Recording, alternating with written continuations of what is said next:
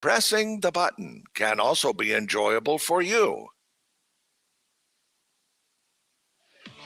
This is Sports Talk with Phil Kornblum, Chris Bergen, and Pat Daniel. Sports Talk is heard across the state on radio affiliates of the Sports Talk Media Network and is streaming live on SportsTalkSC.com, as well as Twitter, Facebook, and YouTube. The South Carolina Education Lottery lucky number to call in is 888-898-2525. That's 888-898-2525. Now, here are Phil, Chris, and Pat with tonight's edition of Sports Talk.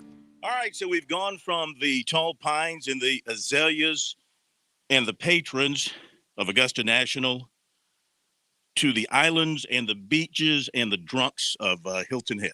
Wouldn't you want to be there, Pat? If you had your druthers instead of being right here in this, shall we say, warm studio, wouldn't you love to be in Harbortown? I'll be there in 24 hours. Can't wait. You stink. Are you going, really? Yep. Yeah, I just happened across some tickets today, so I'm just going to go down for the day. I'm sorry, not tomorrow, Saturday for the day, and then come right back. Excited to see what it's all about down there this year. It's been a number of years since I've been, but to everybody else that's going, it really is quite the event, and recommend trying to get over there if you have the opportunity. Yeah. Rub it in. Well, I'm very disappointed that we're not there, for the better part of our existence as a statewide sports talk show. We have done our show from Harbortown. Now, COVID interrupted things over the last previous couple of years when they reduced the number of media. In fact, there was no media in 2019? I've kind of lost track of exactly when COVID hit. 2019, 2020 had no media. Anyway, long story short, they're not letting radio shows back into the media tent to do shows like we did in the past because of PGA Tour radio is what I was told back in February.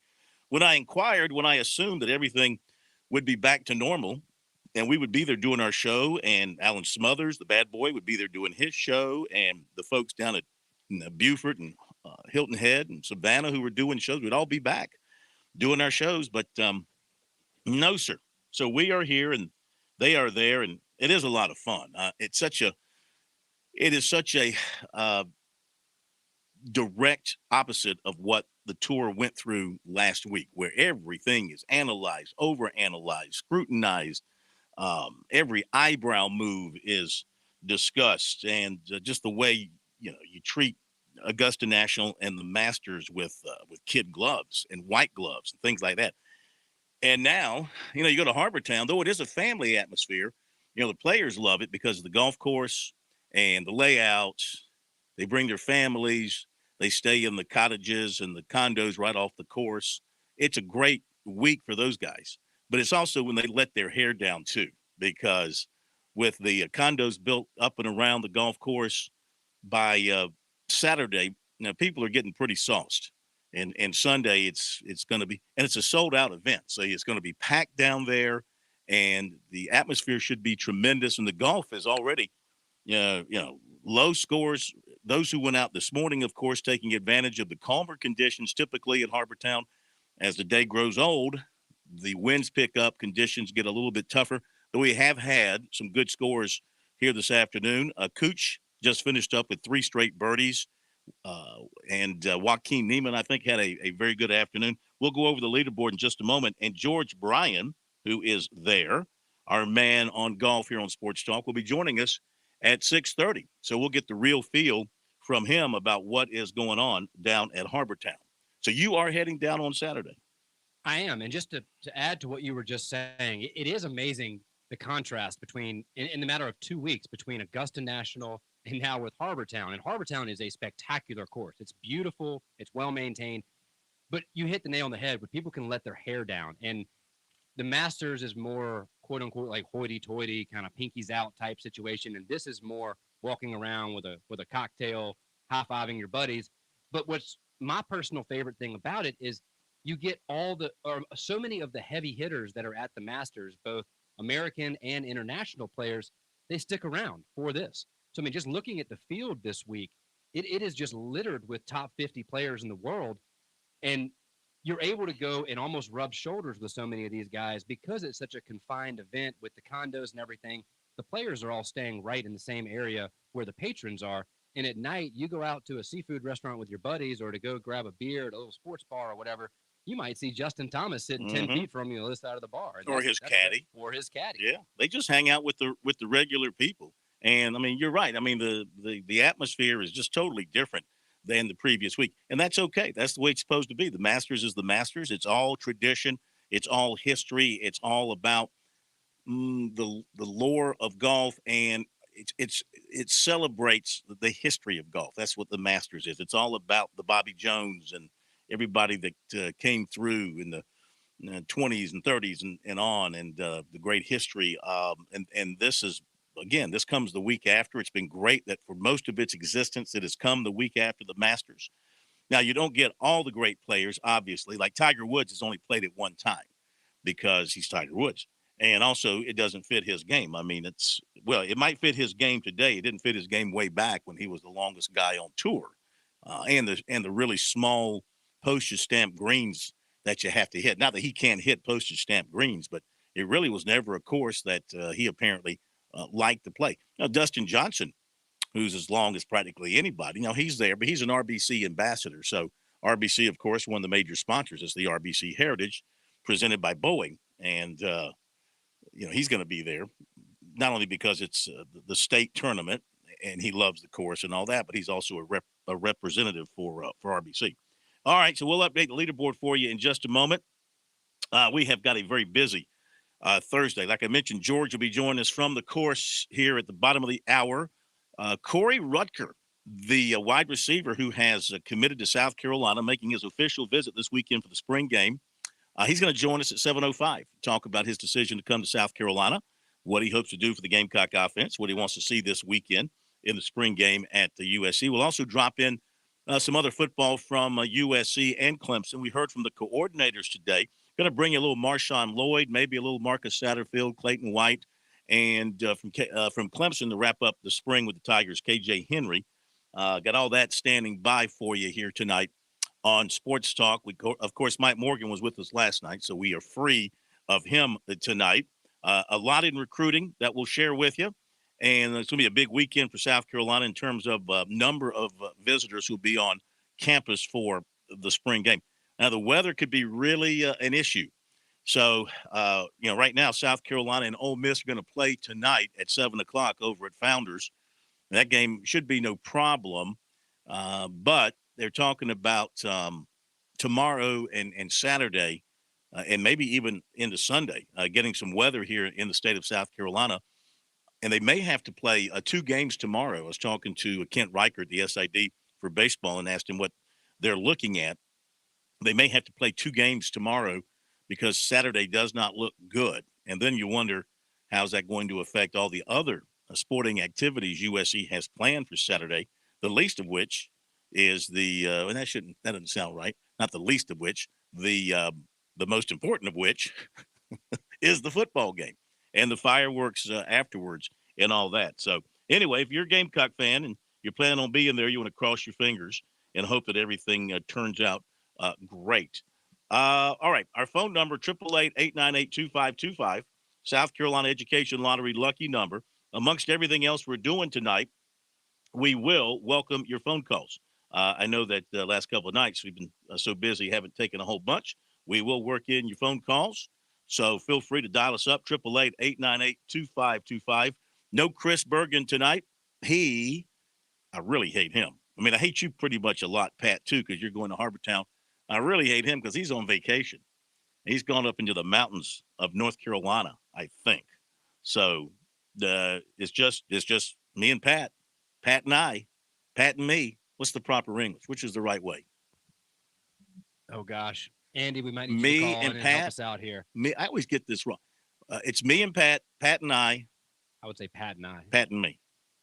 Sure. Pardon me. Pardon me. Yes. Pat and me. All right, so here we go. The leaderboard at the RBC Heritage as the opening round is coming to a close. They've had a good day for scoring. Again, it was rougher in the afternoon as far as the winds. They pick up in the afternoon. The guys that went out in the morning got the best of it, and that was Cameron Young, who went out in an early group and shot an 8 under 63. Wow. That's getting her done. Joaquin Neiman, I think he's had the best round of the afternoon. He had a 65, 6 under par. Mito Pereira shoots a 5 under 66. Graham McDowell, a 5 under 66. He's a former winner there. Corey Connors, a 5 under 66. Patrick Cantlay and Shane Lowry played so well at the Masters. And Sepp Straka, they're all at 5 under 66. Let's see how many folks are under par. Par there is 71. As you know, got a bunch of folks under par at this point. Right now, we would be looking at, looks like we would be looking at 71, 50. Looks like about 70 golfers right now would be under par, including Matthew Neesmith, the former Gamecock, who's playing his last hole, which he's playing as number 9 is his last hole. He teed off on the back. He's sitting right there at 1 under par. As far as some of the other locals, Bill Haas, a good day, 4 under 67. Lucas Glover, a 3 under 68. Russell Henley, a 3 under 68. Matt Kuchar, who we follow, 3 under 68. Jonathan Bird, 3 under 68. Then Kevin Kisner, a 2 under 69. Doc Redman, a 2 under 69. Here's Justin Thomas at 1 under 70. Davis Love III can still get it around Harbortown, 1 under 70 for the old man. Colin Morikawa, a 70, 1 under par. Mentioned Neesmith's 1 under as he plays his last hole. Ben Martin, even par 71 for your pal, Ben Martin. Don't you have some irons that you bought from him or something? Yes, I'm deciding how much of this should be public knowledge, but technically, yes. He gave Everything, me his everything. Well, we were students together at Clemson, lived together very briefly. And he gave me an old set of his Ping irons when they were sponsored, of course, Clemson Golf was, by Ping, and they would get new clubs and bags and whatever, and he would kind of share the wealth with his friends. Yeah. It was great. So, yeah, I still play with those to this day. Thank you, Ben. Tommy Fleetwood, even par 71. William McGirt, a 72. Wesley Bryan, a 72. Good to see Wesley, though, back on the course. He's still battling some injuries, but it's good to see him back on the course. 1 over 72. Dustin Johnson, a 1 over 72. Scott Brown, a 2 over 73. Bryson Nimmer's playing the 18th. He is 4 over. Ricky Fowler, a 5 over 76 this afternoon. So there you go with some of the highlight scores. How about Jim Furyk, too? 2-time winner down at the RBC Heritage, and he is tied for 117th at 3 over. Not a great start for him, and he usually plays very well down at Hilton Head. Yes, he does. And I'm seeing here that Zach Johnson has withdrawn. That must have just happened because I was listening to PGA Tour Radio. They get to go. They get to do the inside the media tent. Anyway, I was listening to them, and he was on the course, but now I see he's WD'd. So I don't know what the deal is there. Maybe George will know more. Nope. What was that? Illness. It looks like he. Let's see. He after the 15th hole, he was done for the week. He withdrew, citing illness. He was 4 over at the time. Okay. So hopefully he gets better. Yeah, that would make me sick too if I was 4 over. Good gracious. Okay, so there's the latest there. Also, of course, you know we've got the ACC and SEC women's golf championships, which are now being played. One right here in the state of South Carolina, the other in Birmingham. The SEC, go there first, SEC women's championship, and it's Auburn after 2 rounds. Auburn is even par. That's a 576 score, 288 each round. South Carolina would be second, 3 shots back at 3 over. They were 2 over today. LSU is third at 4 over. And then Florida, 12 over. Ole Miss, 14 over. Vanderbilt, 15 over. So it looks like a 3-horse race right now as far as stroke play goes. Auburn, USC, and LSU. Even, +3, and +4. And for the Gamecocks today, in the second round, let's see who turned in the best score of the day today. Looks like it's going to be a 71 by Luis Reedquist. Luis Reedquist, 71 for her. 73 for Matilda Classy. 74 for Hannah Darling, who had the good round yesterday. All right, so that's where things stand there in the SEC women. Check out the ACC women. They're playing at Pauley's Plantation, not Pauley's Plantation, but over at Pauley's Island. They're playing at the Reserve Club. Wake Forest is your leader at 8 under. Florida State is 7 under. Duke is 2 under. And Virginia Tech is +7. Clemson right now is in 6th place at 10 over par. They're still playing. They're playing their last 3 holes, and the Tigers are sitting there at +10 on today. Looks like they're playing 2 rounds. They're playing 2 rounds today. Looks like they've already posted 1 round, and then they're playing a second, if I'm reading this correctly. So Clemson's sitting in 6th place at the 10 over par, and the best score for the Tigers thus far would be let's see here. This would be for round 2. Well, it's incomplete, so I really shouldn't say. We'll wait until it's over and give you the complete scores for them. So that's the status with the golf tournaments going on at this point. All right, we'll hit a break here on Sports Talk and come back and catch up on some other items. Phone number 888-898-2525, South Carolina Education Lottery. Lucky number here on Sports Talk since 2002.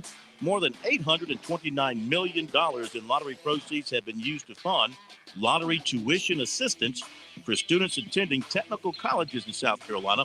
Learn more about the lottery's impact at sceducationlottery.com/education. Wins. Playing for fun is a win for education. Back in a moment. Parents ask, what's the best way to save for college? I'm State Treasurer Curtis Loftus, and my answer is always open a Future Scholar 529 college savings account. It's easy. You can get started online with any amount. It's flexible to adapt to your child's college dream. And you can deduct 100% of your contributions from the South Carolina state tax return. So what are you waiting for? Go to FutureScholar.com and see why it's the smart, easy way to save for college. FutureScholar.com. The lady in black doesn't age.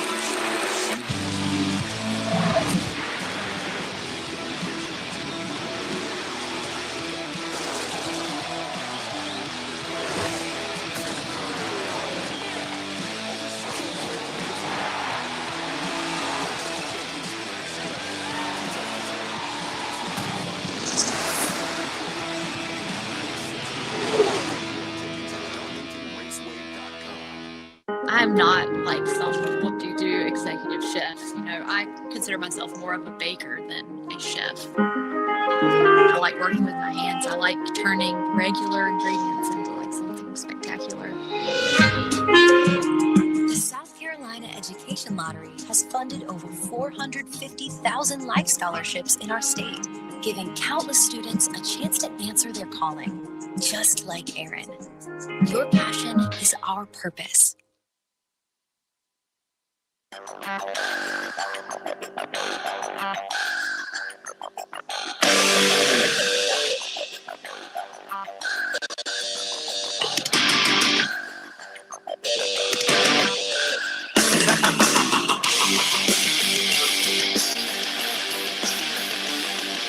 Listening to Marcus Satterfield, Clayton White today over at USC, coordinators, offense, defense. I mean, they want to see just a clean, well-played football game by their guys on Saturday.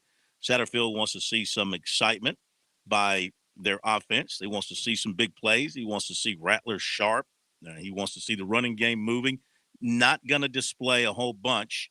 Going to be pretty vanilla. Not going to be a lot of motion and fancy sets and things like that. He's not going to show his hand that way. But he does just want to see some good, clean football, keep the turnovers down. And, of course, on the other side of things, Clayton White wants the opposite. He wants to see the offense shut down. He wants to see his defense stand up and dominate. And both guys, of course, want to see no injuries, wants to see both sides come out of there without any bumps and bruises and scrapes. You know, there's a spring game tonight. Florida is having their spring game tonight in Gainesville. So I guess that's going to be on the ESPN, one of the ESPN channels, SEC Network or whatever. That's a pretty cool move. I mean, they get that channel. They get the night to themselves, much like USC will on Saturday by playing it Saturday night. They're going to get the night to themselves.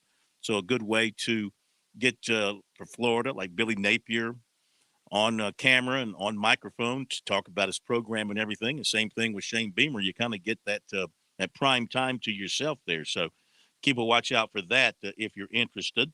One note, it's kind of recruiting, but it's sort of outside of recruiting. It's transfer related. Sanaya Rivers, who was a freshman on the USC women's team this year, very highly touted recruit coming out of high school, She is in the transfer portal, John. So I guess, I'm sure she's a fine person and all that. I guess she just doesn't like winning championships. I mean, really, you're 1 for 1 as a player.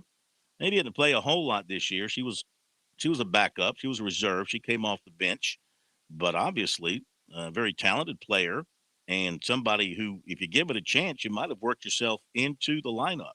She committed to the USC women back on May 30th of 2020, 110% committed. Less than 2 years ago, not 110% committed as of today. I mean, look, they've made it so easy for the folks to transfer. And if she feels like, maybe this transfer guard that Staley signed is going to be taking a spot that Rivers thought she was going to have. And she's like, okay, I'm out of here. So anyway, it just goes to show you, and nobody's walking in her shoes. I'm not claiming to be walking in her shoes, but just goes to show you winning ain't everything to some people. Playing time, I guess. Maybe there's some other things involved here. Who knows? Some personal reasons, maybe some academic reasons, whatever the case may be. She is headed out the door, but she's going to have a ring. She's going to have a national championship ring. Coastal Carolina, Appalachian State underway in their baseball game tonight, and they are scoreless at this point.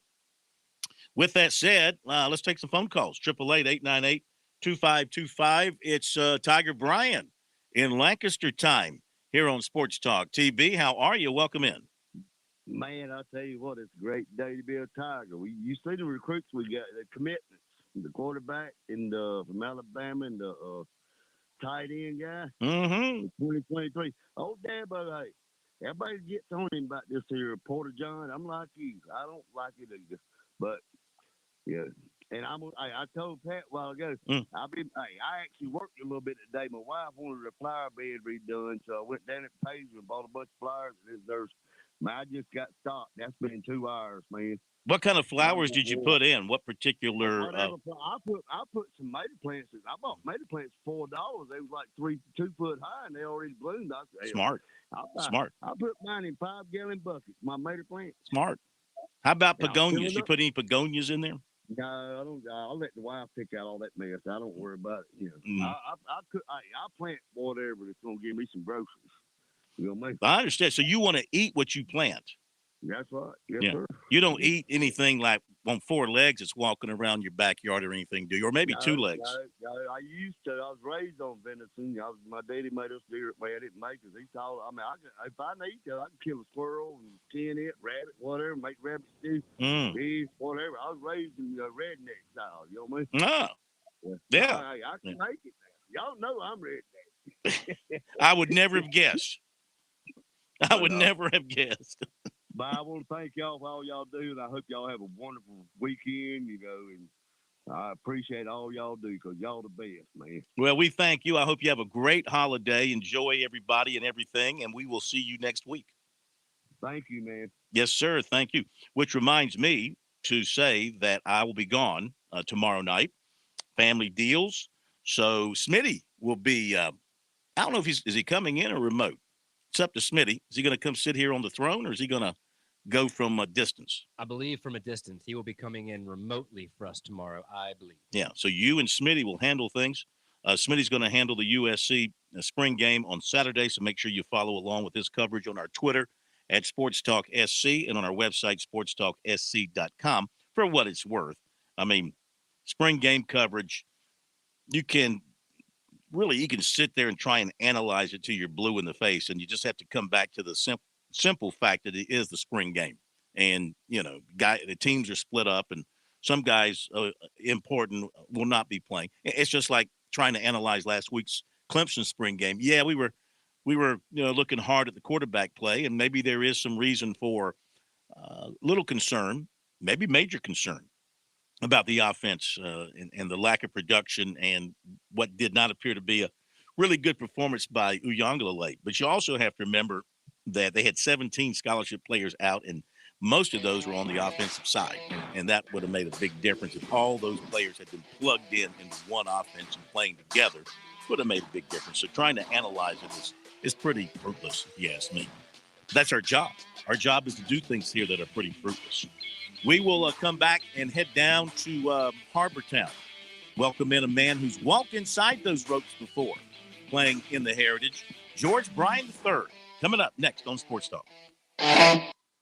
On Point Weather is made possible by our friends at Palmetto Citizens Federal Credit Union on 107 The Point. And here's tonight's forecast. Scattered showers and thunderstorms tonight with lows at 56 degrees. The rain takes a break heading into the weekend with a few clouds from time to time on Friday and highs around 77. Friday night, partly cloudy with a low of 53. The wet stuff does make an appearance again on Saturday, so don't put away your umbrella. I'm Brian Leonard with your On Point local weather.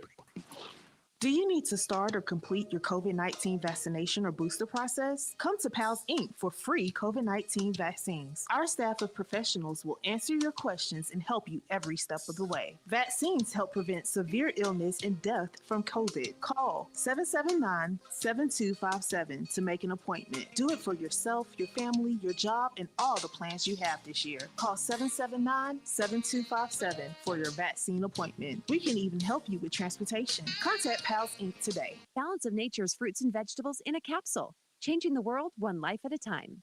I'm a physician. I've been in practice for 40 years. When I started taking this, I don't like medicines, and I probably have taken more people off medicine than I put on it. And so I looked at it, and it's pretty much a natural element. There's no question in my mind, knowing a lot of patients, that people my age, 60 and over, do not eat right. And they certainly don't get the appropriate nutrients through the vegetables, fruits, and things like that. So I think that it supplies the building blocks that your body normally would use to heal itself. And if you don't get them, you don't heal right. So it's amazing. I'm doing what I did 2 years ago. Start your journey to better health. Call 1-800-246-8751 or go to balanceofnature.com to get free shipping. And don't forget to get 35% off your first preferred order by using discount code BALANCE.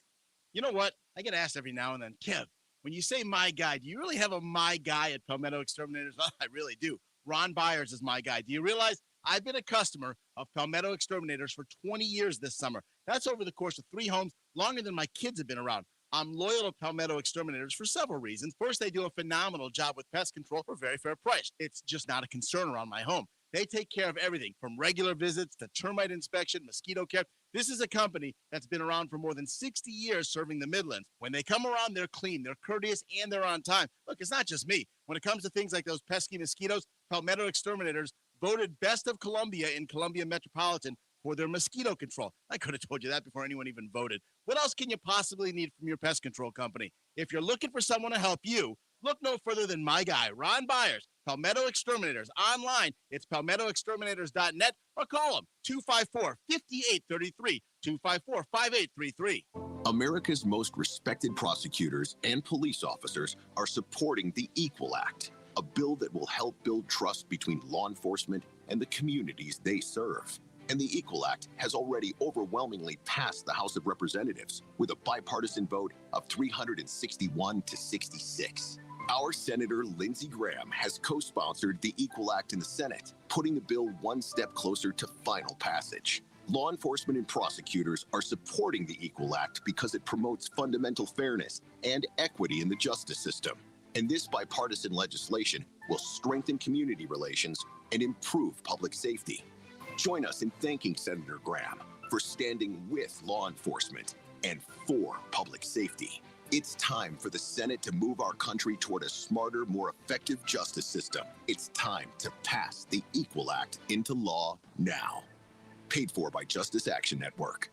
When it comes to firearms, ammunition, and accessories, some things are changing. Well, fortunately, some things haven't changed a bit. I'm talking all about Shooter's Choice in West Columbia. What has never and will never change is the customer service. Top notch with the staff that has decades of experience in the firearms industry. This staff actually hunts and shoots regularly. For over 30 years, Shooter's Choice has never lost that hometown feel and never felt like shopping at some big box store. What has changed? Well, technology. If you'd rather spend your money on firearms than gas, go online to shooterschoicesc.com and check out a great website that's easy to navigate 24/7. Be the first to get items as they are received at the store. or be the first to get that newest production model ordered before it even enters the retail store. Come pick it up at your convenience. Sign up for notifications of new products and special inventory. It's all at ShootersChoiceSC.com. So come on in and see the team at Shooter's Choice, 944 Sunset Boulevard, or visit online. Either way, you'll see what I'm talking about. Make your first choice, your best choice. Make it Shooter's Choice.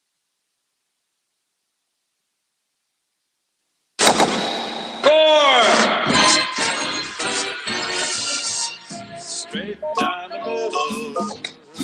It went straight down the middle.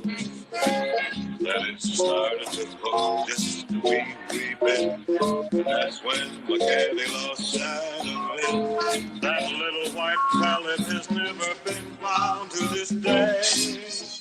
Well, it is golf season all around the state of South Carolina. The Masters last week, RBC Heritage right now, ACC, SEC, women's tournaments, and others all going on. Great time to have a double dose tonight and tomorrow night in prime time. This is prime time for Sports Talk. Prime time, a man who's been on prime time before. Inside the ropes, George Bryan III, birdies and bogeys around Harbor Town. Good to have you with us. So plenty of birdies in the morning, not so much in the afternoon. Beautiful. And now you should have told me this was prime time. I thought 7:30. Our tee time at 7:30 was prime time. Now you're making me nervous.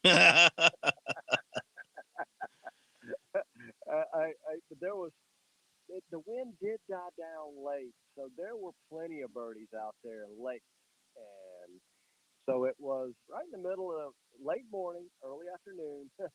It was showing its teeth, and what a beautiful venue, beautiful afternoon to play golf, beautiful morning to play golf. And if you're not here on Hilton Head Island, I just don't know what else there is to do. I can't imagine not being here. Oh, rub it in.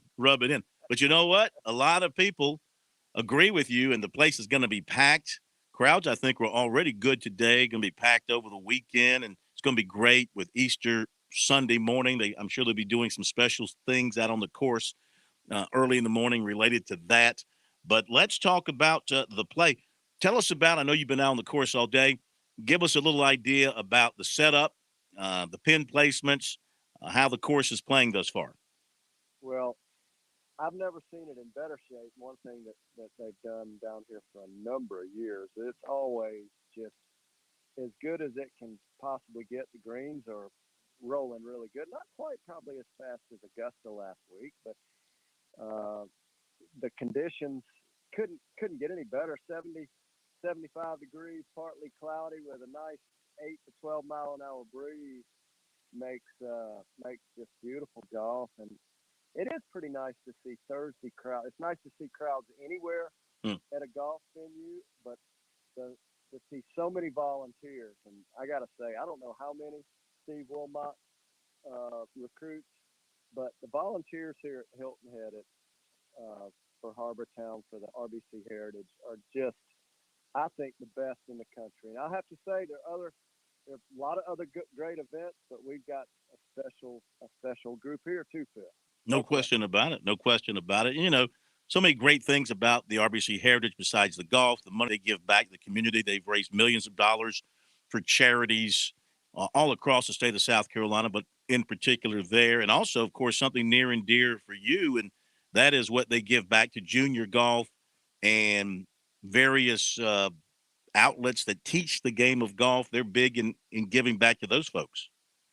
Well, and speaking of that, I had several folks come up today, and I was not at the golf ball, but apparently that was a lot of fun, and a lot of good was done there. I know that throughout the years, there are a number of PGA Tour players now from South Carolina that do a lot for junior golf, and we know I just think he's one of the greatest ambassadors for all of golf. That he's wonderful for Jay Haas and his family and what they do, and they set a precedent back in the late 80s, early 90s, and it's just been strong since.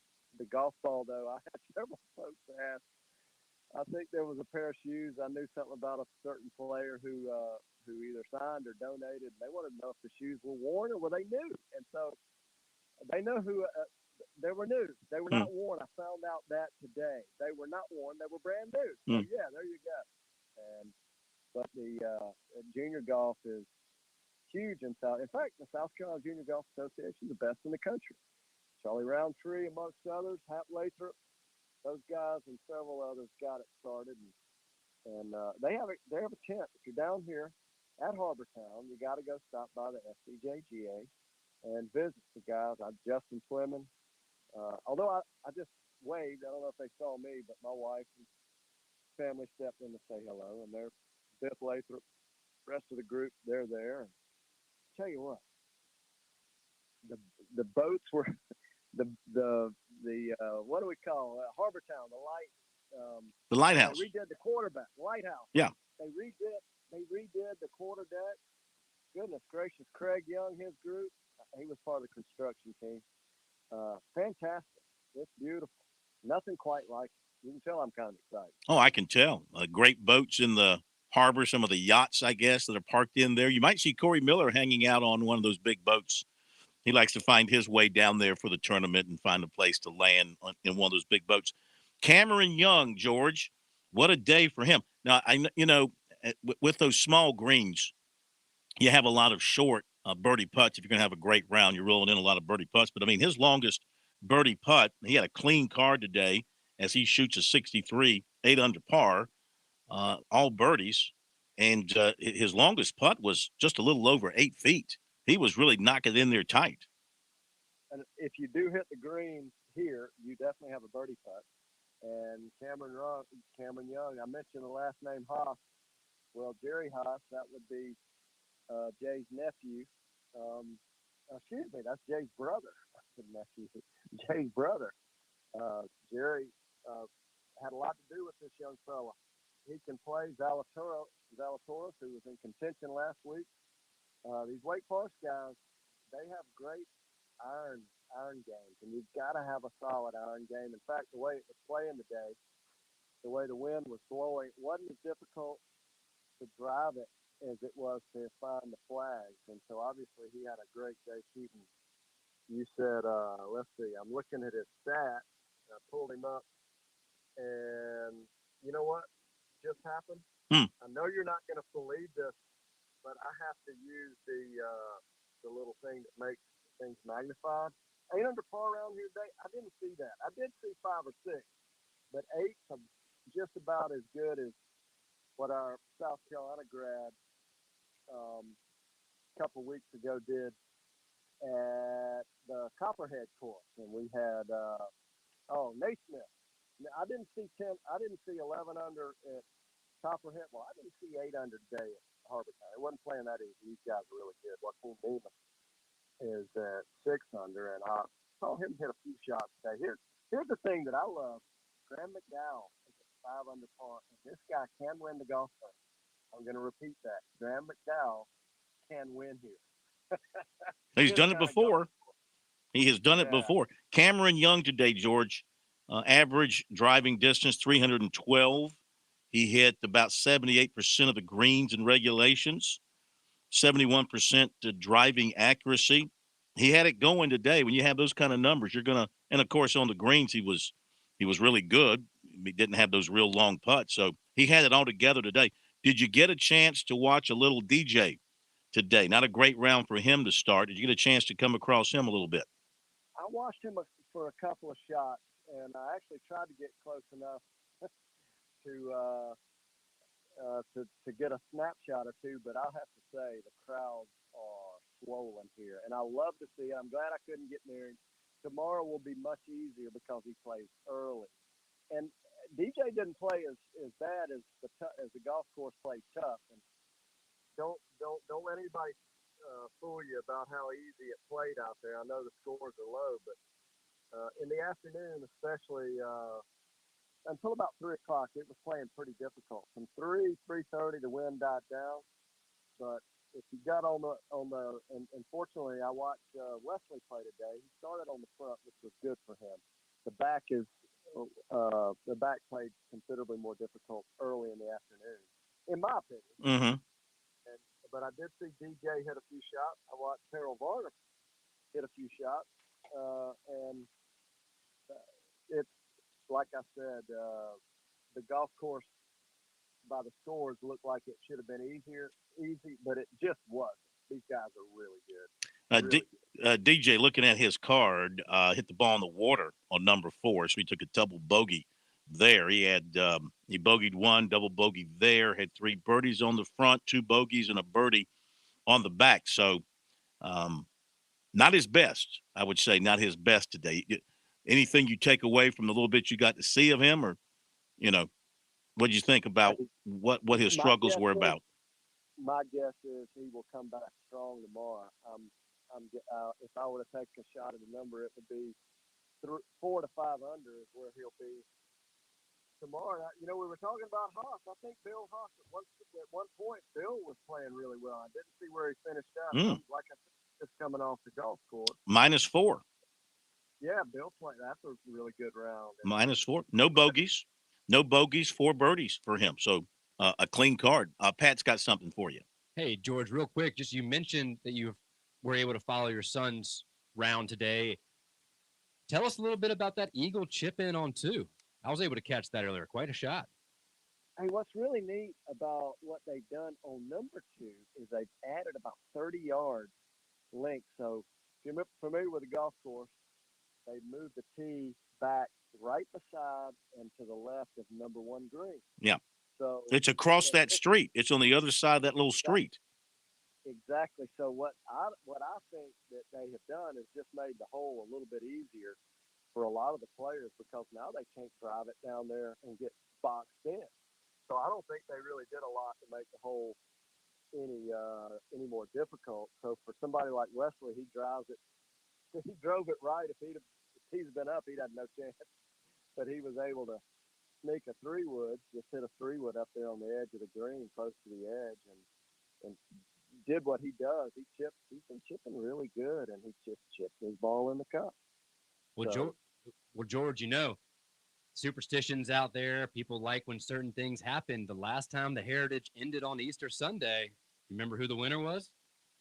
I think it was Wesley. It was your son Wesley. I put a little money on him today, 400 to 1 odds. I got a little riding on him, so I'm hoping for that maybe a little repeat of a few years back. Hey, the neat thing about he's got a new caddy on his bag now. Will Miles started with him a couple weeks ago at the Dominican, and Will is former USC Gamecock, decorated Gamecock, and he is a lot of fun. So he's a young fella, 24, 25 years old. And Will's a great player in his own right, and they have a pretty special chemistry going. They both have great short games. So Wesley's playing really good golf. His practice round scores have been really impressive, and it's a matter of getting it to happen when he's got the scorecard in his hand and the lights on from the camera. And he definitely can win. What was that penalty he got on 5 on his second shot? He hit it out of bounds? Let's see, on the Par 5 fifth. Yeah. Yeah, I'm laughing. That was not funny. Sitting in the middle of the fairway, he actually hit a 3-wood off the tee. He's gotten a few extra yards. It's odd how injuries work. And with this modern medicine, and I have to say the rehab tactics are way better. He's longer now than he's ever been after rehab. So he hits a 3-wood off the tee and is in great shape. Somehow figured a way to block a hybrid out of bounds. And it wasn't funny, but it was definitely a shot that was a foul ball. So in baseball, you might get another swing at it. Well, he got another swing, but he had to add a shot. You wouldn't call it a shank, would you? It was as much like a shank as you'll ever see. The way it went. Well, it was a hosel rocket with a fairway metal, whatever. No, a hybrid. Welcome to our world. Welcome to our world. Shankville. And then he missed it pretty standard up and down for Wesley to get up and down for bogey, but then he had a little hiccup on the last hole, hit a drive right down the middle, but it was too much club. He's hitting his ball farther than he thought, and drove it into hazard on 18. Had to take a penalty shot. His average driving distance about 295 today. Yeah, but you gotta those a little bit.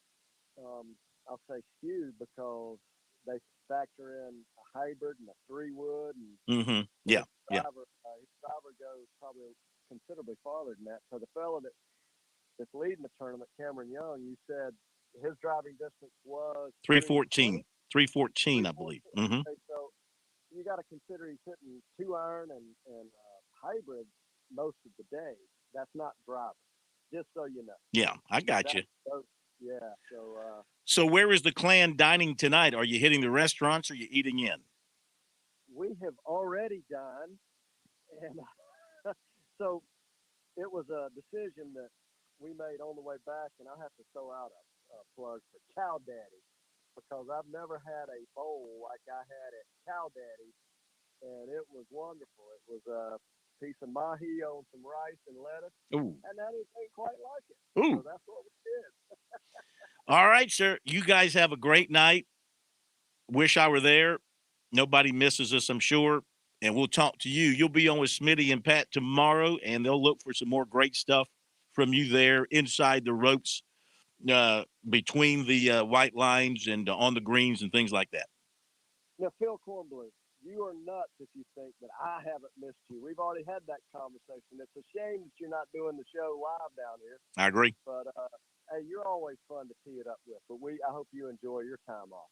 And we will. I'll tee it up with Smitty. And you said Chris? No, he's on vacation. You'll have Pat. Oh, Pat. Oh, even great. Look forward to Smitty and Pat. Yeah, we'll get to chat with you tomorrow night. You'll be with, Smitty and myself, and we look forward to it, George. All right. Y'all have a good evening. See them high and shoot them low. All right, sir. Thank you very much. Great advice for all those players there, all those players at Harbortown. George Bryan III with us here on Sports Talk. Appreciate the time. I'm going to quit whining about not being there. I got a lot of college baseball. You know, a lot of teams are playing Thursday, Friday, Saturday to avoid playing on Easter. Citadel VMI, Bulldogs up 2-0, bottom of the fourth. Upstate leading Charleston Southern 1-0, bottom of the third. Winthrop Gardner-Webb scoreless, middle of three.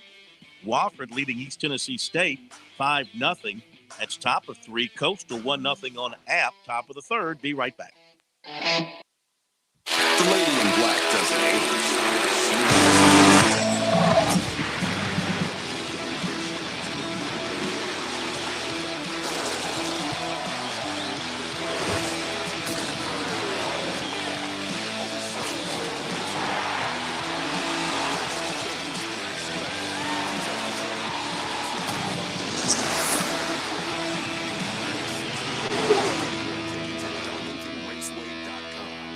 We're with Major Billy Downer of DNR. Of course, hunting is very popular across the state of South Carolina. Major Downer, what things should our hunters be thinking about before they get out in the fields? It seems like every other show we're talking about hunting safety of some sort. Whether it's turkey season or deer season, hunters always need to be aware of their target. Make sure before you pull that trigger that you know what you're looking at. Whether it's a turkey during turkey season or a deer during deer season, you know your identifying features of your game. You know what's beyond that target in case you miss. Learn more about the great outdoors in South Carolina with Major Billy Downer on SC Wild here on the Sports Talk Media Network.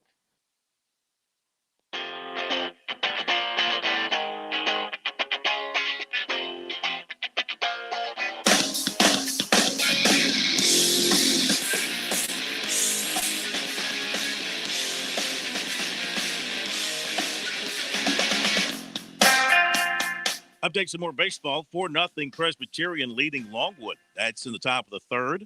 And we've got around the SEC, ACC, we've got Notre Dame and Duke. Duke leading Notre Dame 11-5, bottom of the eighth. You've got Texas A&M over Georgia 2-1, bottom of the third. It is Boston College, NC State 1-1, top of the second.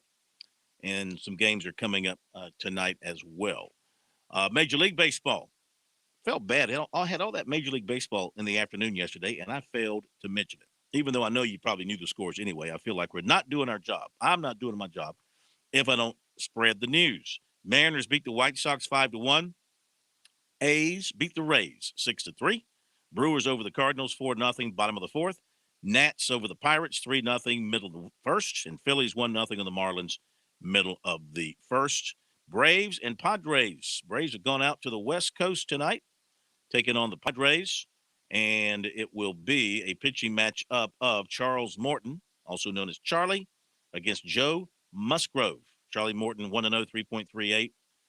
And Musgrove is no record in a 3.00 ERA.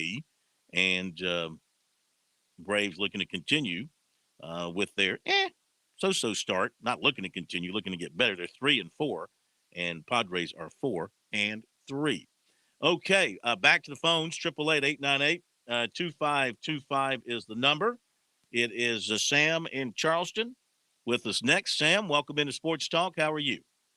Good. Welcome to our city. How you doing? Doing great. Thank you for welcoming us. Glad to be there. Hey, I have a opinion. I got a opinion for tonight, if we have time. Go right ahead. You got about a minute. Okay, I'll make this quick.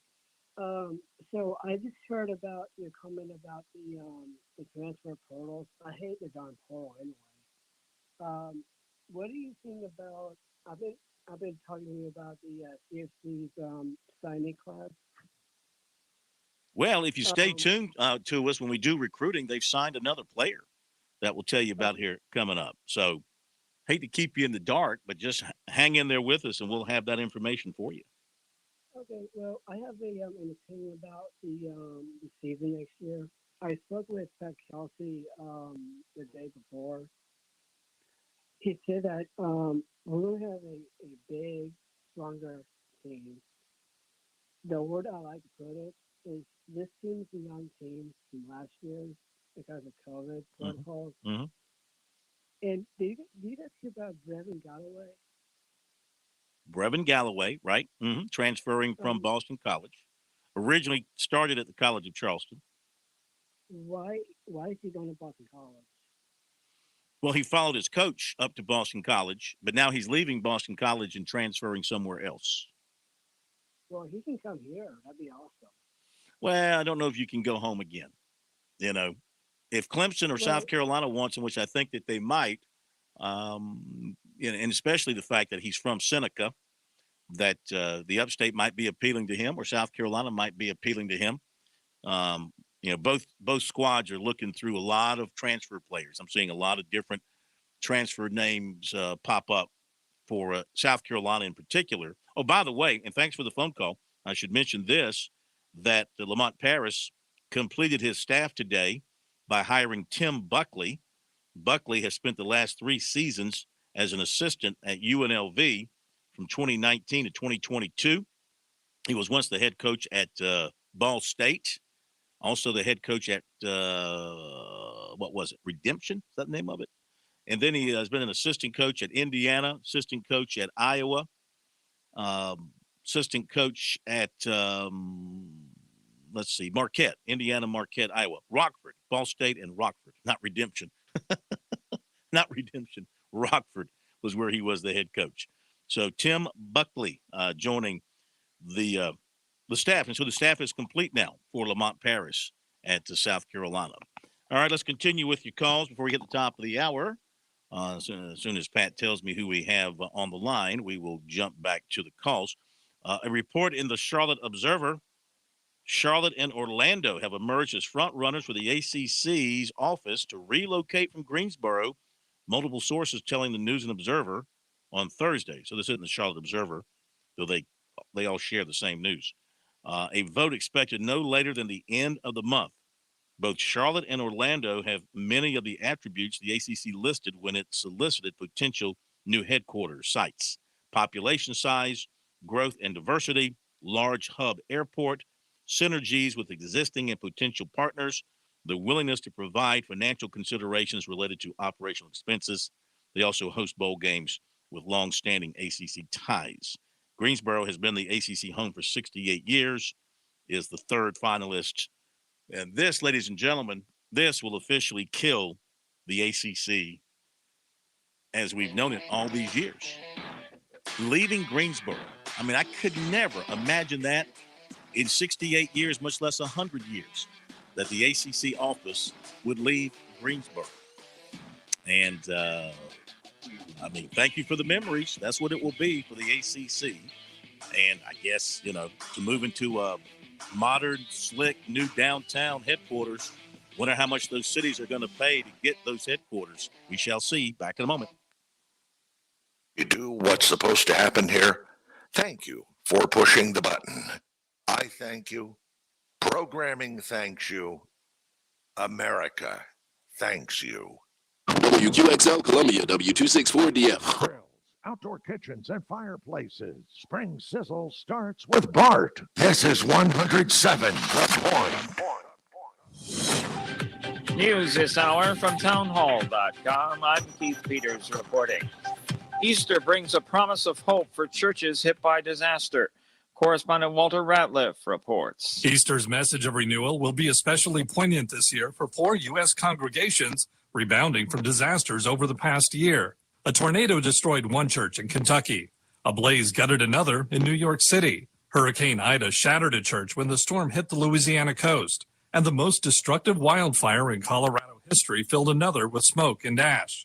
For the pastors, Easter's promise of hope couldn't be more timely as their resilient congregations come to terms with what happened and prepare for what's next. I'm Walter Ratliff. The Russian military sustained a major blow Thursday when the flagship of the country's Black Sea Fleet, the Moskva, was hit by fire, sank, and its crew evacuated. Pentagon Press Secretary John Kirby says it's unknown what toll losing the cruiser would take on the Russian Navy. It's basically designed for air defense. That's what this ship is designed to do, not unlike our own cruisers.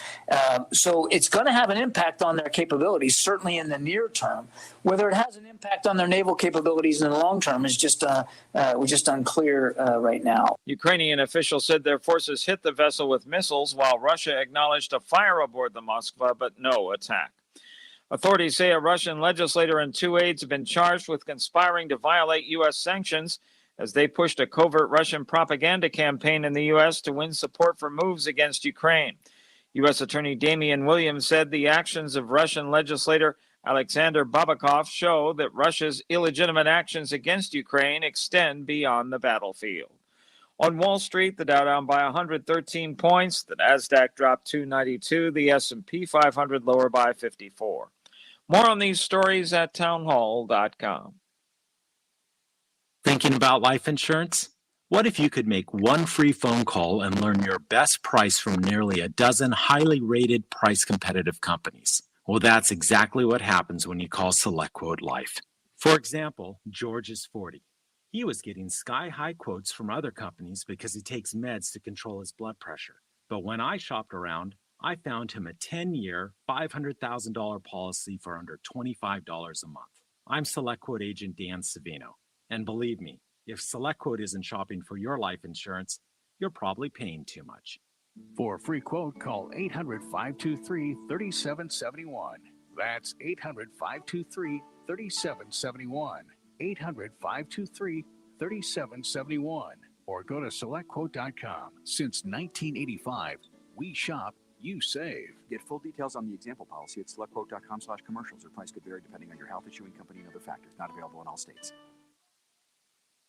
Gas prices are high, but still falling. Gas is $4.07 a gallon today on average, down 8 cents in a week, down 25 cents in a month. Of course, a year ago, gas was $1.21 a gallon cheaper. Prices at the pump started falling after nations, including the U.S., announced they would start releasing millions of barrels of crude oil from their emergency stockpiles. Here in the U.S., the highest prices are in the West, $5.71 a gallon in California, says the AAA. Lowest prices in parts of the South and the Midwest, $3.73 a gallon in Wisconsin.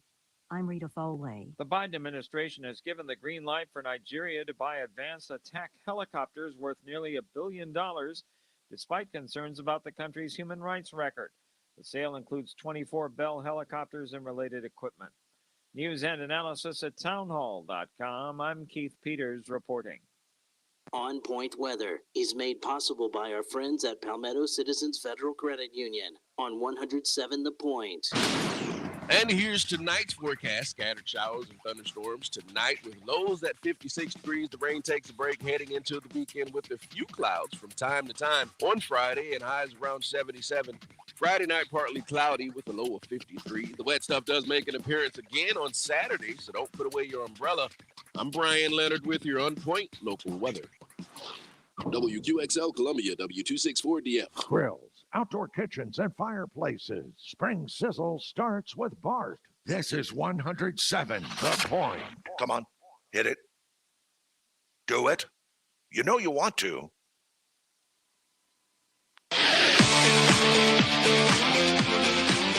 Welcome back to Sports Talk on the Sports Talk Media Network.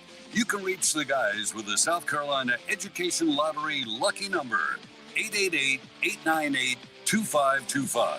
That's 888-898-2525. Now back to Phil, Chris, and Pat with the second hour of Sports Talk on the Sports Talk Media Network. All right, welcome back, everybody. Sports Talk Media Network here on this very busy Thursday night. Again, want to be out front and wish everybody a happy holiday weekend, whatever it is that you're into over the weekend, whether it's the Easter eggs or the gefilte fish, whatever is your choice or something else. Hope you enjoy it. Have a great weekend. Tomorrow night, Pat and Smitty will be with you. They'll have more from George at Harbor Town. They'll have Jeff Owens on NASCAR heading into the race weekend at Bristol. They'll have more on the South Carolina spring game leading up to that. They'll update everything else that's going on during the day. So make sure you are with them tomorrow night as well. And a reminder for you, if you happen to lose us over the airwaves, we are, of course, streaming our show live on Twitter, on Facebook, and on YouTube. Okay, so you can catch us there. If you miss a show and you want to go back and catch it, we have it in a podcast form. And we park those in SoundCloud and also Spotify and Apple Podcasts. You can find it all there. You can also find the various elements, the interviews and all that. Those pieces of the show are also put up in podcast form. So like, the interviews we have tonight will be in podcast form. Tonight, when we cover the South Carolina Ole Miss game for you on our website, SportsTalkSC.com, we'll have post-game comments from Mark Kingston up in podcast form for you as well. It's a neat, easy way to catch up on stuff with us and also hear from the voices of athletics around the state of South Carolina. And that South Carolina Ole Miss game just getting underway. We'll keep you up to date on that and update the other baseball as we move along. We'll give you another leaderboard update from the Heritage as well. But right now, I want to welcome in a special guest here to Sports Talk. He is a guy that the South Carolina fans were very happy to hear is coming to South Carolina, heading back for his official visit this weekend with his mom after having visited earlier in the spring. He's going to take in the spring game and everything this weekend at USC. Corey Rutker joins us here on Sports Talk, making the move from Arkansas State to USC and the SEC. Good to have you with us, Corey. How are you? I'm good. We're doing great. Thank you so much for joining us. What's life been like for you since you made your announcement a couple of weeks ago that you were going to make the move to South Carolina? I mean, it's been everything I could ask for, pretty much everything I imagine, and committing to a program like that with all the love that the fan base has shown me and all the support I've had from the coaching staff and just my family alone. So it's been everything I could ask for. How much are you hearing from the Gamecock Nation, from the fans? How much are they reaching out to you? And how are they doing it primarily? I'm sorry, I can't hear you. Yeah, I was asking you, how much are you hearing from the Gamecock fan base? How are they reaching out to you? What kind of comments are you getting from them? Pretty much anything I post on Instagram or Twitter, they're all under the comment section. I get a lot of DMs from them 24/7. Just everybody telling me they're excited that I'm a part of Gamecock Nation and they can't wait for me to get there. As you were going through the process, you had a lot of ties to some other places. You had ties to Utah State. You had ties to Texas State. You could have gone a number of different ways. You looked hard at Auburn. You looked down at Ole Miss, of course. But you went with South Carolina. What were some of the major factors there with the Gamecocks that led you to go with them? I'd say that the first thing just off the top was the relationship piece. That was kind of the main thing I was looking for throughout this process, which is genuine relationships with people that I felt comfortable around. And Coach Stepp talked to me every single day. We stayed in touch. Coach Beamer was actually the only head coach that took the time out to call me personally, like on his own time, and check on me and see how I was doing. And then the biggest thing that stood out was there was a time we had inclement weather back in my hometown, and Coach Beamer just kind of reached out to check on the family and see if everybody was okay back home. And that was kind of the biggest separator just as far as personal relationship standpoint. From visiting with Beamer and visiting with Stepp and the two of them laying out their vision for you in their offense, what do they see for you in their offense with Marcus Satterfield running things and Spencer Rattler at the helm of that offense? Somebody that can come in and kind of push the wide receiver group. I know they got a couple of transfers in right before the spring, but you kind of look at the production of the receivers from the past year, and Josh Mann is really the only receiver that has some numbers behind his name. So really a guy to come in, push the group, bring a little bit of experience in, and ultimately just be a playmaker. Visiting with Corey Rucker, who's headed to South Carolina from Arkansas State. What about Spencer Rattler and the opportunity to catch passes from him?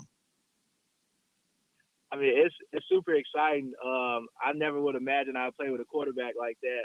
I actually watched him on QB1, so I kind of already knew a little bit about him, and then his time at OU. So to be on the same offense with him, I think it's going to be spectacular.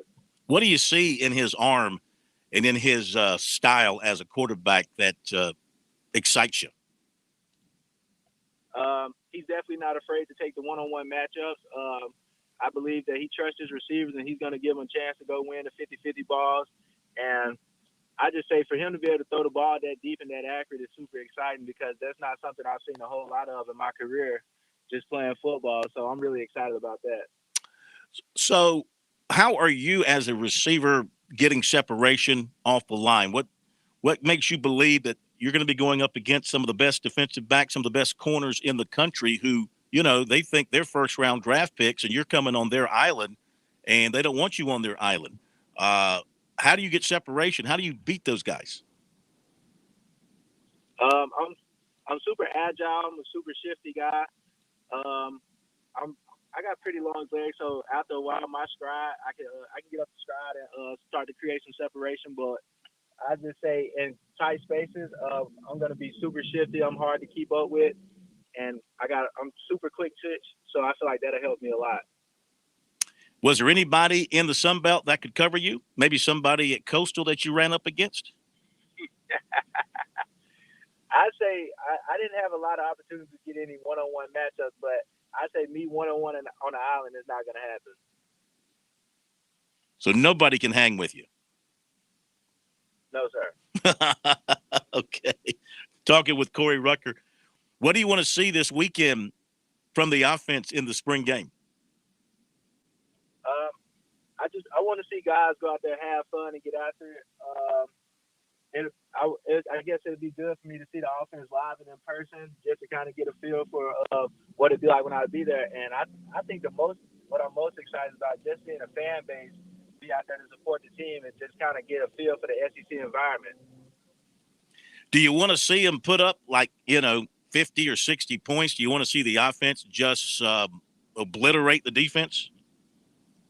Yes, I need to see it. Why do you need to see it? I was just talking a little bit of noise, but I just feel like it'll definitely just get me excited. I'll be like super nervous, anxious, just ready to get there and play. Heck, I wish I'd be able to just suit up and just jump in the spring game, honestly. Yeah. Why aren't you? You're still finishing up stuff at Arkansas State, right? Yes, I'm still finishing the semester there. So what's your situation? When do you finish up? When do you think you'll be in Columbia? My last day in Jonesboro will be May 6th, and I will move to Columbia May 23rd.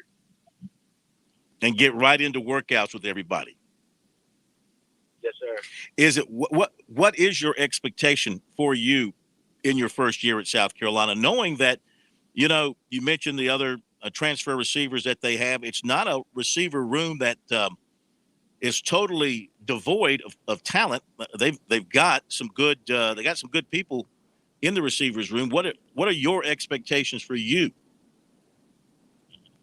I definitely want to come in and be a starter. You know, it's something to work for, but overall, I'll be very pleased if I can just come in and make plays and be an impact player, somebody that just takes the team to the next level. How much did you watch the Gamecocks this past season? Did you have any chance to sit down and take in some of their ball games? Or haven't watched them at all. Okay, so this will be all brand new to you. Yes, sir. Who's coming in with you on the visit? It's just me and Mom. You and your mom? Okay. Well, we thank you for the visit. Know you're going to have a great weekend in Columbia. They're going to have they got a lot of stuff planned for the fans, all leading up to the ball game, and a lot of stuff for the ball game. So you will enjoy it, I'm sure. And then we'll see you when you get back here in May and get involved in summer workouts. And then, August will be here before you know it, and it'll be time to show out. Yes, sir. Corey, good luck to you, man. Thanks for joining us. I appreciate you for having me. You too, buddy. Thank you very much. All right, Corey Rucker. I kind of like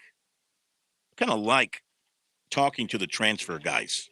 Like we had Jalen Llewellyn last night for Clemson, the transfer basketball player. Why? Because they're older. They're older. They've been through it. They're more mature. They're not some wet behind the ear high school kid. Not that all wet behind the ear high school kids can't do an interview, but you know what I'm talking about. When you do a high school kid in an interview, it's a roll of dice, Now, most quarterbacks are pretty good in the interview setting because they're used to being the leader and they're used to being out front and they're used to taking the questions. But you start dipping into running backs, receivers, DBs, always not so good. But that was very good.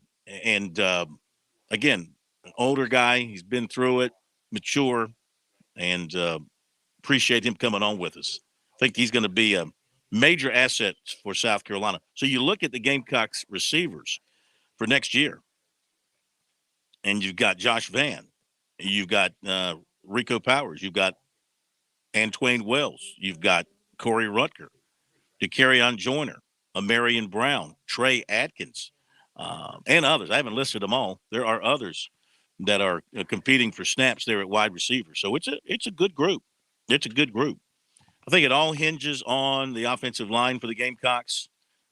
Nichols, Lee, Douglas, Gwynn, Wanamaker or Wanham. That's going to be the key for them. If that group comes together, and listening to Marcus Satterfield today, he feels like it's an older group, an experienced group. They played a lot of football now, and they should be better. They should come together, and they should be able to provide protection for Rattler and open up some running lanes for those backs. But the other good thing with Rattler is, from an offensive line standpoint and protection standpoint, you don't have to give him a whole heck of a lot of protection. Just a couple of quick seconds. He'll get the quick read and he'll get rid of the football. Or if he feels pressure, he's got that ability to run away from it and throw on the run. I mean, that's something that they have not had. Luke Doty could run away from the pressure, but, he's not a great thrower or hasn't been a great thrower on the run. Rattler is all of that. Jason Brown gave him a little bit of that last year, but I think Rattler is probably more athletic and faster. Okay, we'll be back after the break. Parents ask, what's the best way to save for college? I'm State Treasurer Curtis Lawson, and my answer is always open a Future Scholar 529 college savings account. It's easy. You can get started online with any amount. It's flexible to adapt to your child's college dream. And you can deduct 100% of your contributions from the South Carolina state tax return. So what are you waiting for? Go to FutureScholar.com and see why it's the smart, easy way to save for college. FutureScholar.com. I'm attorney Jim Corbett. I love sports, and I've helped people for over 30 years. Contact me at jim@jimcorbettattorney.com when the insurance company won't pay your claim or you have complicated issues. Some other business causes your business to lose money, jim@jimcorbettattorney.com. When you lose a relative and find out you got cut out of a will or don't get what was promised. When you have serious injury, like from a wreck or mishap or on the job, jim@jimcorbettattorney.com. Life, it has its ups and downs. Sometimes it's little things like hitting every red red light or dropping your cell phone. Maybe it's the bills, rent, or pressure at work. But when it comes to the South Carolina Education Lottery, you should never feel like playing will solve everything. The lottery is a game. It's played for fun. So set a dollar amount. Expect not to win and make sure responsibilities, family, friends, and work come first. Visit playresponsiblysc.com.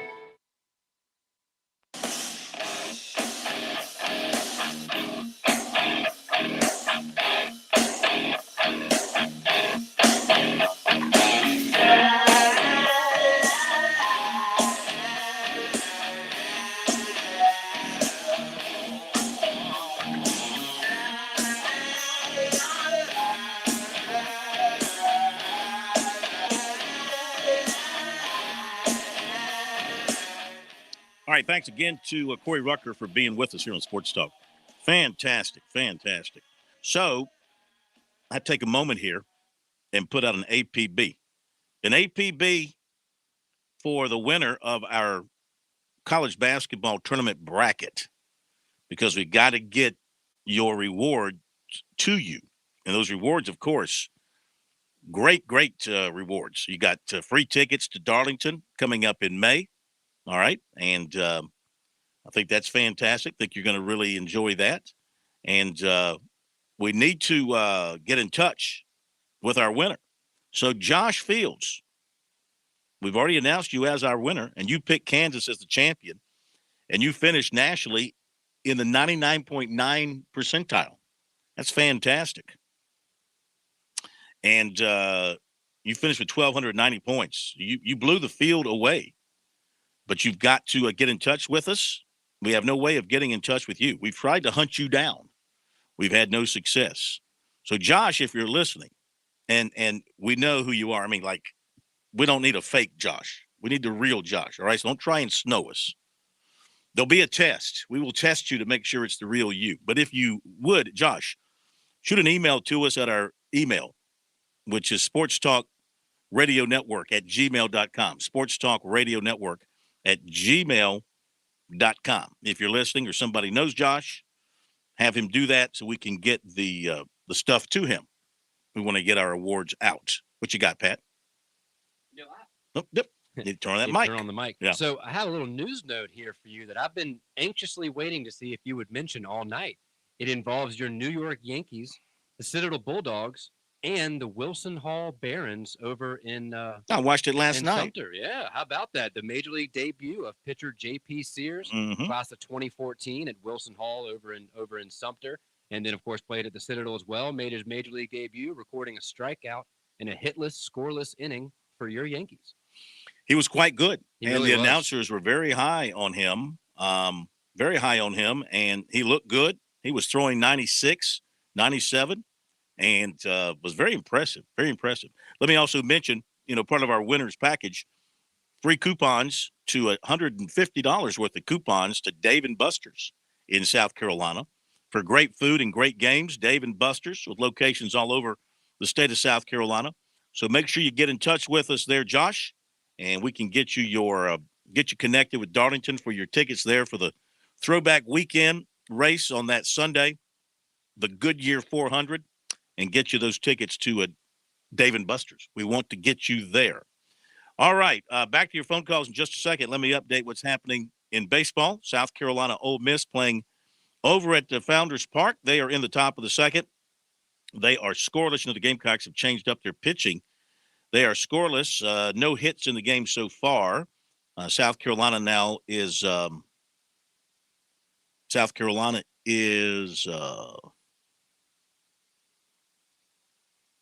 why are they saying South Carolina is batting in the top of the second? This must be just, I don't know what I'm looking at here. Maybe I'm looking at the wrong thing. Hang on a second. Oh, that was softball. Corn, wake up. Thought something looked weird. First of all, it was LSU. So it's Ole Miss in Columbia. Here we go. Top of the second. Oh, and Ole Miss has scored twice. Ole Miss has scored twice. A two-run homer to right field off of Aiden Hunter, who is in for the Gamecocks starting tonight. And the Gamecocks are down 2-0 in the top of the second inning. All right, we'll keep you up to date on that. Update other things coming up. Got recruiting coming up and more from Gamecock football. But let's continue with your phone calls as we go to, and we appreciate the patience. Mike in Union. Mike, welcome in. How are you? I'm doing well. A long time listener. I got a question. You might can solve this mystery. South Carolina's a member of the Southeastern Conference and the Southeastern Conference Network. They have former Southeastern Conference players that are talking heads, and they have all the credentials and so on and so forth.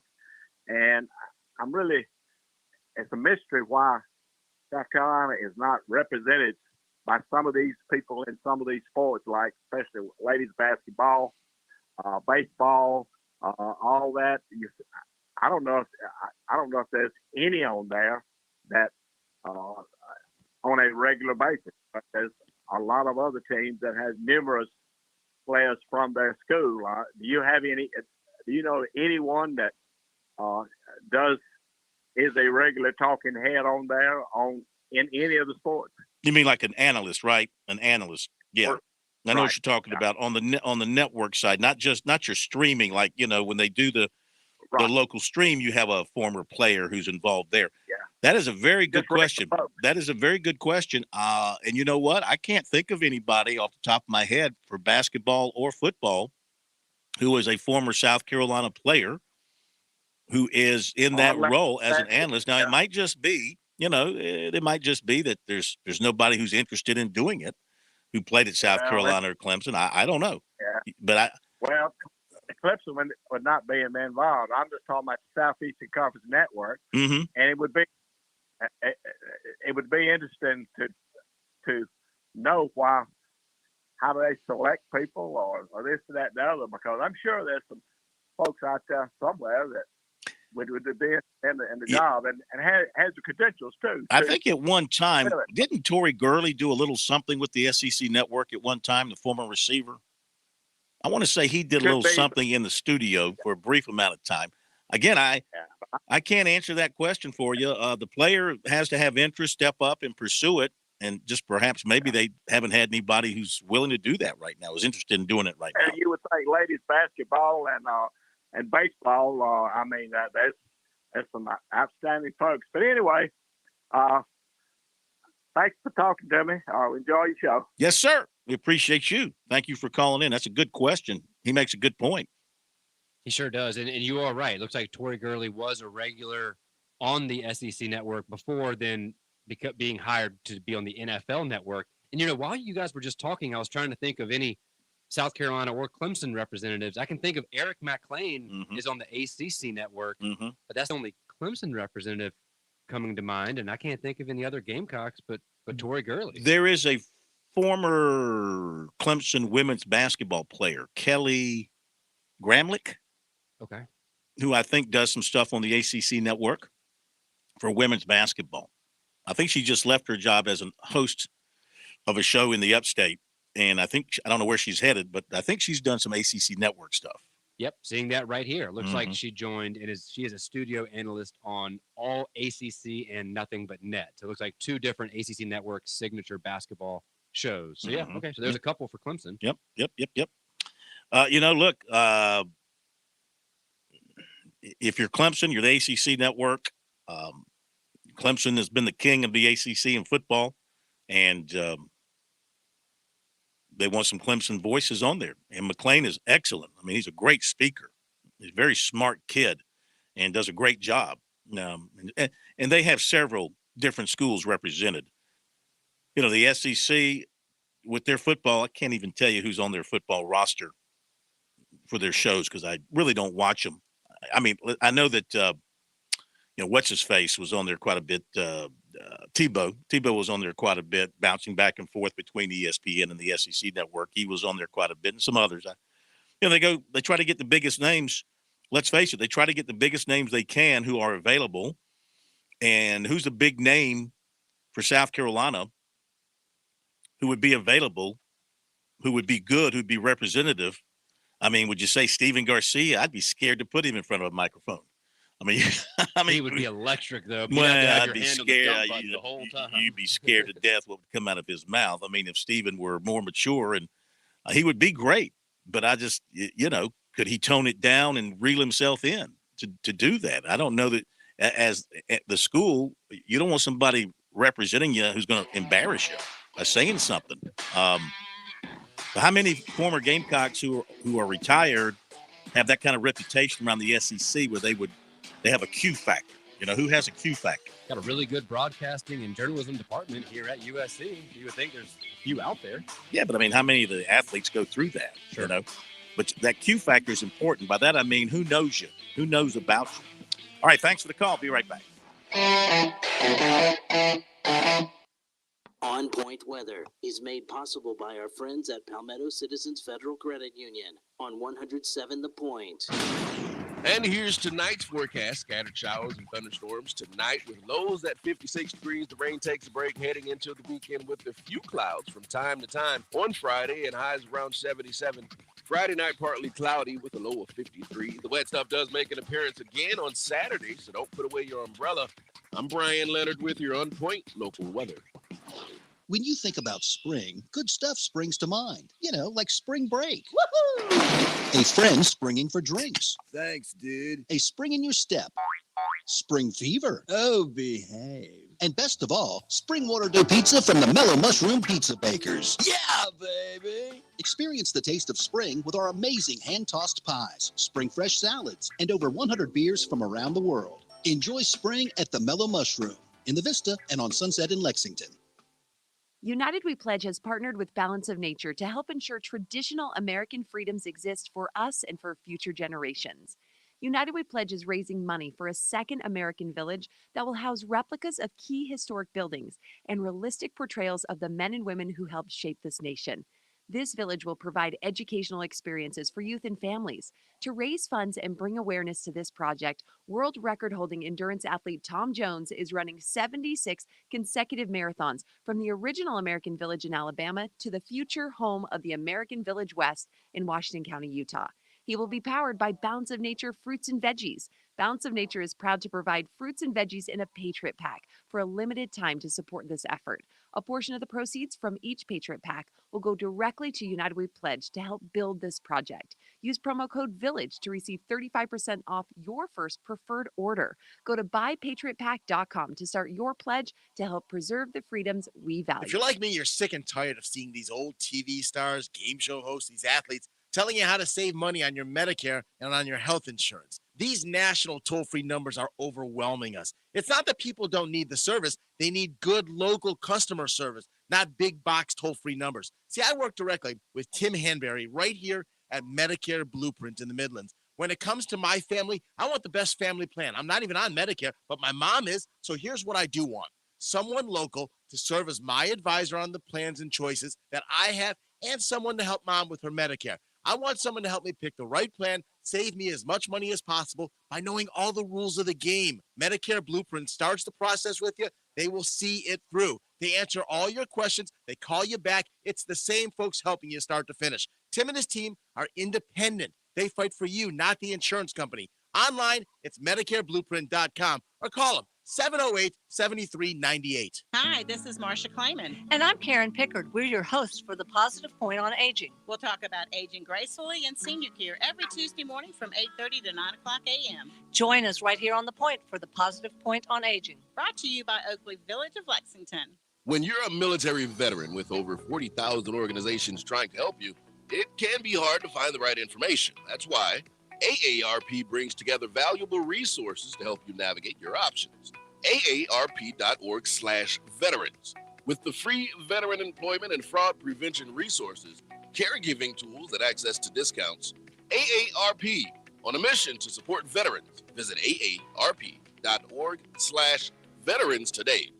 You've seen the news. You've talked to your friends. You may have even looked around yourself. Home prices are nuts. Seems like no one is offering any kind of discount except Lexington Discount Homes. Discount is their middle name. Quality homes that fit your budget with the size, model, and floor plan that your family needs. You can still afford your dream home at Lexington Discount Homes. Augusta Highway near Ballpark Road. 803-951-1900 or LexingtonDiscountHomes.com. Hi, Chris Neely here from the South Carolina Public Charter School District. Join me every Tuesday afternoon at 5:30 with Kev as we put our kids first. We'll answer all your questions about charter schools in the Palmetto State. Kids first, every Tuesday afternoon at 5:30 on The Point. Hi, honey. Were you able to drop by Tree Pharmacy today to pick up Mom's medications? Yes, she sure is on a lot of meds. I know. That's why I go over so often to help make sure she's taking them correctly. Well, I have great news. The pharmacist at True Pharmacy said he can pre-pack her medications into individual doses. Wow. Knowing she's taking the right meds at the right time will give me great peace of mind. But how much does it cost? That's the even better part. It's free. Just another great service they offer at True Pharmacy. True Pharmacy, 2 locations, Charleston Highway in West Columbia and Devine Street downtown.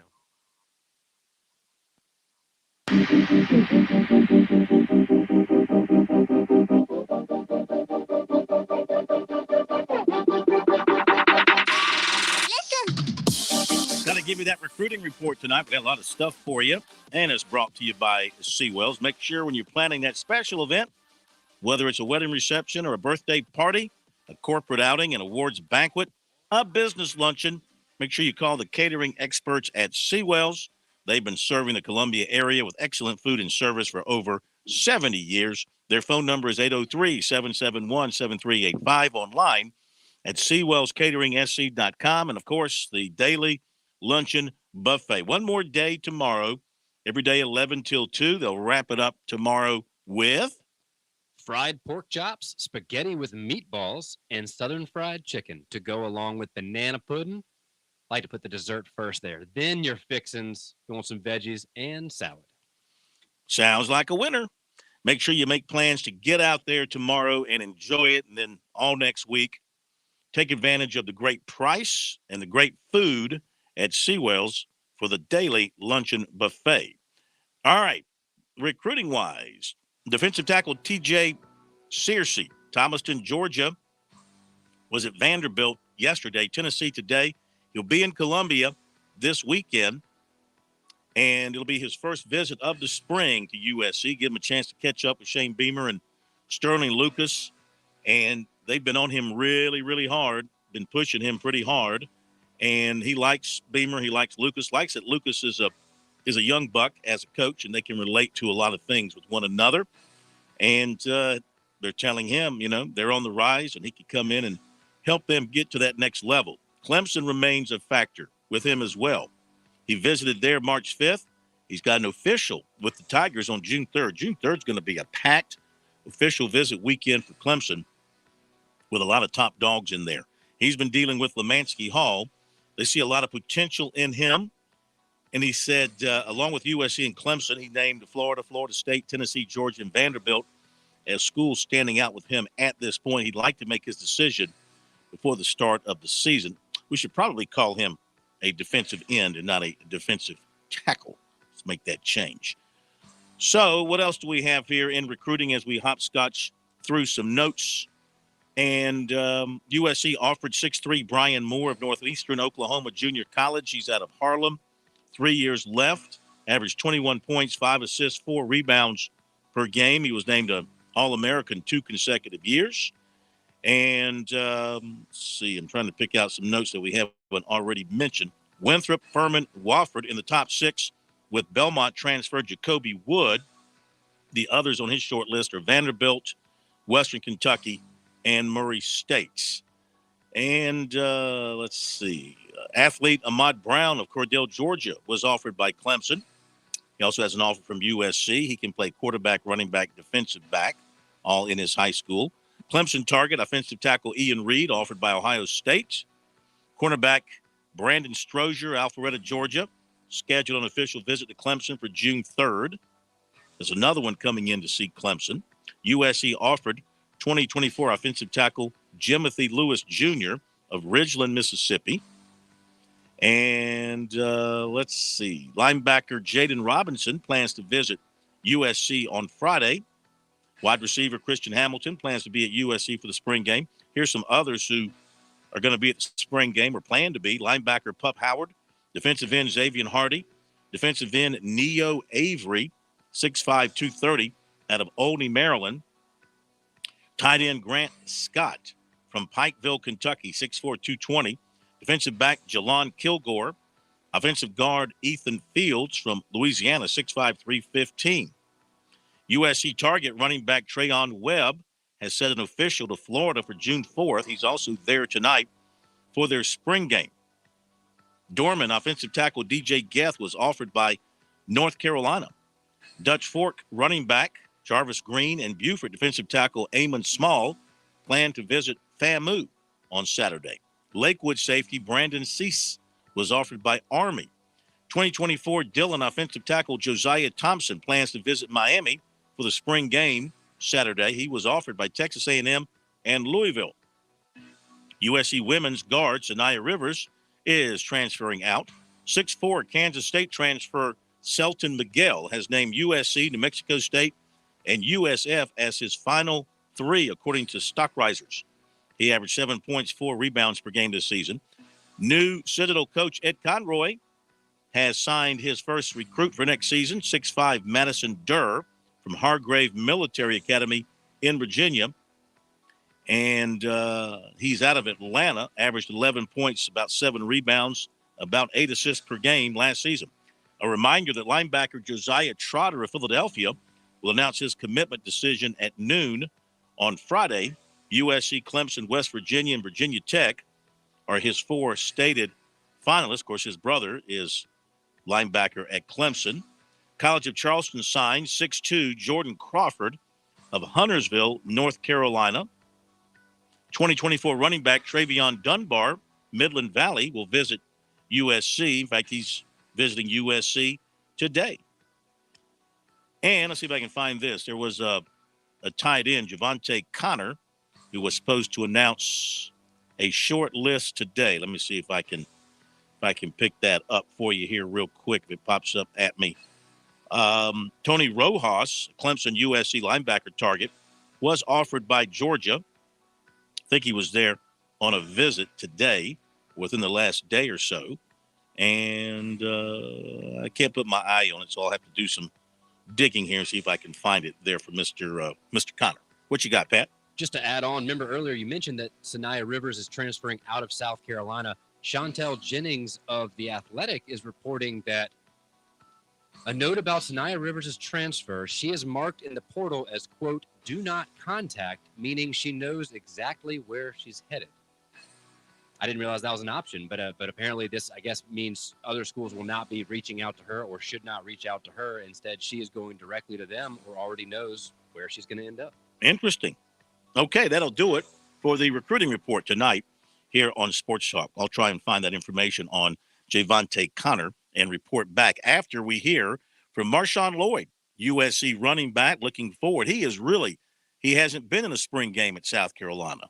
He's looking forward to getting his chance to show the fans, as he's gotten healthier and healthier, what he can do. And here are some of his answers to questions after meeting with the media this week. How excited are you about Saturday, getting in front of everybody and playing? Very excited. This is my first spring game since I've been here, because of COVID my freshman year. Then I got hurt. My sophomore year, I had to do my rehab and everything. So I'm just excited to finally be able to, have a spring game, and it being at night is so fun. I can't wait. I'm kind of sticking with that, but from an offensive standpoint, what does a successful day look like, not only for you, but for the offense as a whole coming into Saturday? For the offense as a whole, just being able to, run the ball, being able to pass the ball, just be able to be effective in every aspect on offense. Blocking well, making explosive plays, making explosive runs, explosive passes. So I think that would be a successful day for offense.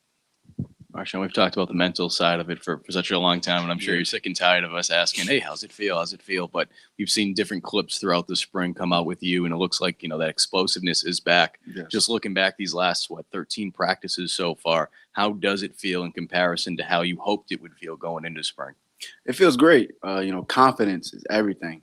My confidence is at the best it's been since I got here. I feel like now I don't have to think about much. I'm just going out there having fun. The mental side of things is just, in the beginning, actually the first spring practice, I was still thinking about it a little bit. I still needed to get my feet under me. 13 practices down, I feel like I'm just I'm not thinking about it. I'm just out there having fun, enjoying myself, and just playing free.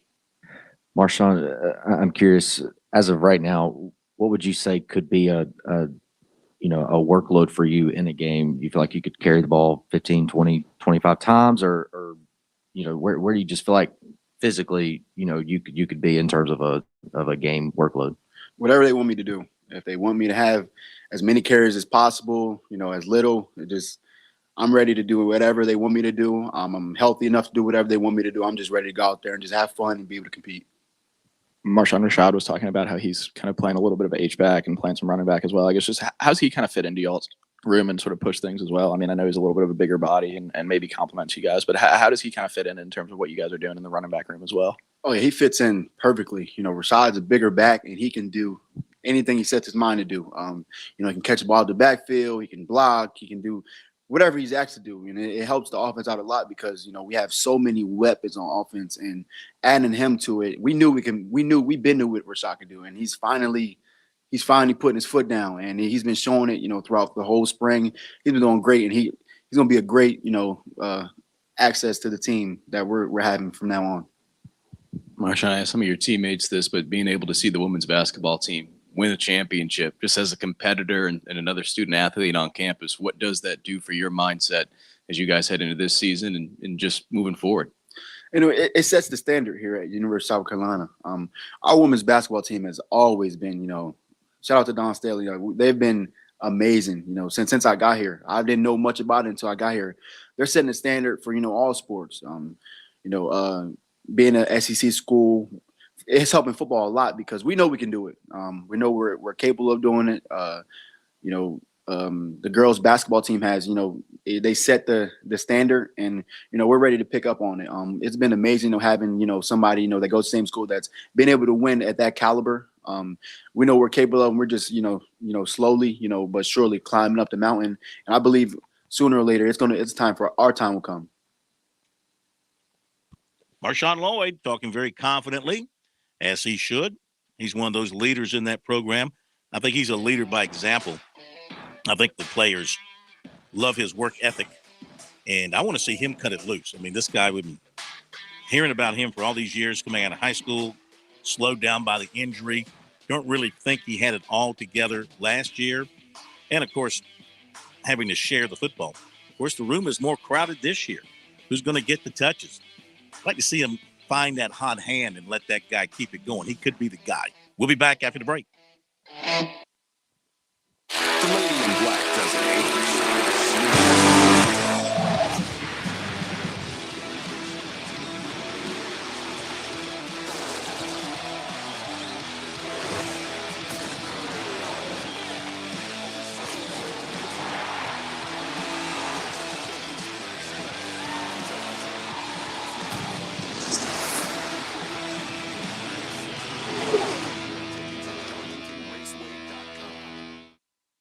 Sports fans, are you in it to win it? Join South Carolina's fight against COVID-19 by getting your vaccine today. Vaccines are safe and will help stabilize school operations by bringing us back together safely. The CDC recommends everyone 5 years and older get vaccinated. Visit scdhec.gov/VaxLocator or call 866-365-8110 to find a vaccination station near you.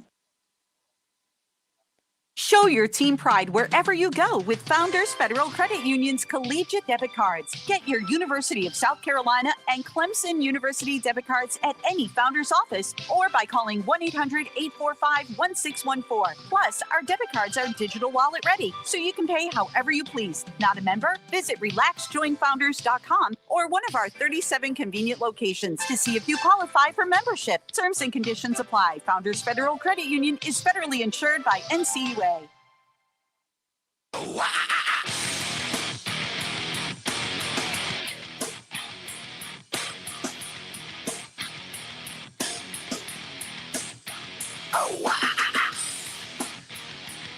The theme song for our man Jimmy Smith. I can see Jimmy Smith, doing the headbangers move there when he's listening to that bumper. Jimmy Smith, hey, you looking for a place for the beach this summer? You better move, better get on it. Don't tarry, don't delay. You'll miss out. Jimmy Smith at James Smith Realty, 843-237-4246. Paulie's Vacation Rentals.com. They've got their hands on all kinds of properties up and down the coast, and they can help you find what you're looking for. A lot of people, they go down with families and they have they need room for 10 or 12, need a big house. Well, they can get you. They can put you in a big house. They can put you on the beach. They can put you on the inlet. They can put you a couple of blocks back. They can put you in a house with a pool. They can put you in something smaller. They can put you in something for a weekend or for a week or a month or longer. You want to buy some property, they can make that happen as well. All you need to know is James Smith Realty right there sitting on Highway 17, right on the border of Litchfield and Paulie's. What a great place to sit. You got Litchfield to your right and Paulie's to your left. You can't beat that area. 843-237-4246, 843-237-4246. Perfect beach getaway for you at James Smith Realty. All right, Ole Miss continues to lead South Carolina 2-0, top of the third. They have a one out and runners on E. Well, the bases were just cleared by a 3-run homer. It's 5-0. Oh, what do you mean? Oh, no, you went to Ole Miss. Hotty toddy. Hotty toddy. Yeah. But I actually grew up around the corner from the old Sarge Fry. So I have many fond memories as a kid. Actually, real quick story with that. When they used to be practicing, I would go down there with one of the neighbor kids, and we would go down with a wheelbarrow and go into the outfield. And after batting practice, we would collect all the balls we could. Nice. And then try to sell them back to Ray Tanner. No.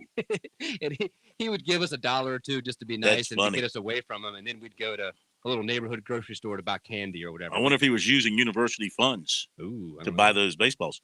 Coolest thing I can remember, though, was a few years ago when Clemson played in the regional at Ole Miss, and the home runs and the beer showers in the outfield there at Ole Miss. Swayze Field. That is a tradition like none other. I remember it well from a freshman year. And for our listeners who have not been, the right field outfield or beyond the outfield fence is technically outside of the stadium. It's just a grassy knoll, and that is the quote-unquote student section.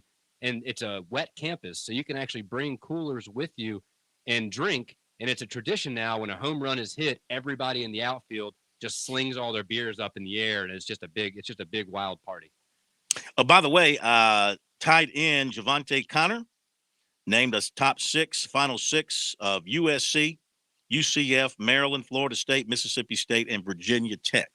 So I want to get that in there. Going to hear from KJ Henry in just a moment. Let me just do a couple of quick updates before we get to him at the RBC Heritage.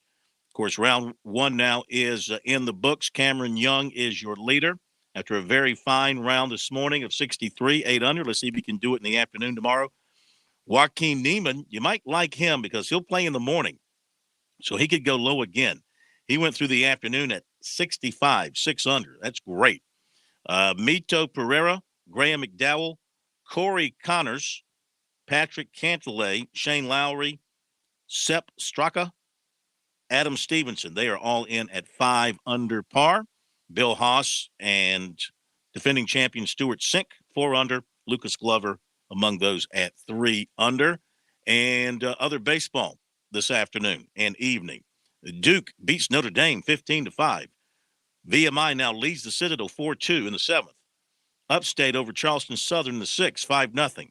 Wofford over East Tennessee 5-3 in the 7th. Texas A&M over Georgia 6-1 in the 5th. Gardner-Webb 1-0 over Winthrop in the 6th.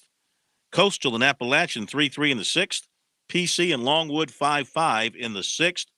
NC State leading Boston College 2-1 in the 5th. And in the 1st, Arkansas leading LSU 1-0. Here's some comments from Clemson defensive end KJ Henry. We close out our coverage of Clemson spring from the game the other day. Here's his thoughts on how the spring went for the Tigers, the spring game, and spring overall. And really just building the depth. Like I said, guys have been here for a little while. Mitchell Mays, Tuck. Some of those guys have been here 2 and 3 years. You definitely tell they took a step in the right direction. And like I said, some of the older guys who weren't out today, you can definitely tell.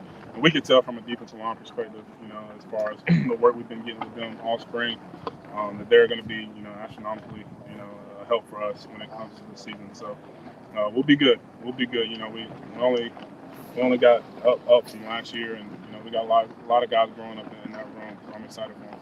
On that touchdown pass from DJ to Ngata in the first half, Coach Sweeney overturned it, gave you the sack. Did you feel that was the right call? 100%. 100%. Like I said, when we got to look at the QBs, we got to be real close. And at the end of the day, you know, defensive lineman on the team, and you know, in all of football, you're told you got to slow down, and you can't really hit the quarterback. And I mean, me and Trenton really could have tore DJ up. You know what I'm saying? So, but it's the love we got for him, and we're not going to do that. But yeah, Coach Sweeney, we would have had a problem if he didn't necessarily call that one down. But hey, y'all, the fans got to see a great touchdown pass, and you know, we love that too. Just know we got to bring it back. Which one of the players since the end of last season have kind of stood out to you on the defensive side, including the fairly incoming freshmen? Anybody kind of stand out, showing a lot of promise? Yeah, you know, I think the whole D-line has really grown up in that regard. You know, Keith's looked really good. It's kind of hard in a question like that just because I genuinely believe that, like, everybody on the defense has got nothing but better. No one's taking a step back. Nate's looking better, become more accountable. Just a lot of guys on that side of the ball who were really, you know, trying to make up for last season and wanting to be better. You know, individually getting better is making the team better, and I think everybody's starting to realize that. So the whole crew, I got to go with the whole crew. Everybody's looking good. You had DeMonte playing inside with you today. How do you think he played today? Loved it. He's been a record shot all spring. Been on all the levels for us. Like I said, we're down a couple guys in there, so he's been, you know, just taking all the snaps, whether it be with the first guy, the first team, third team. You know, he's been taking them all, not worried about it, just getting work in.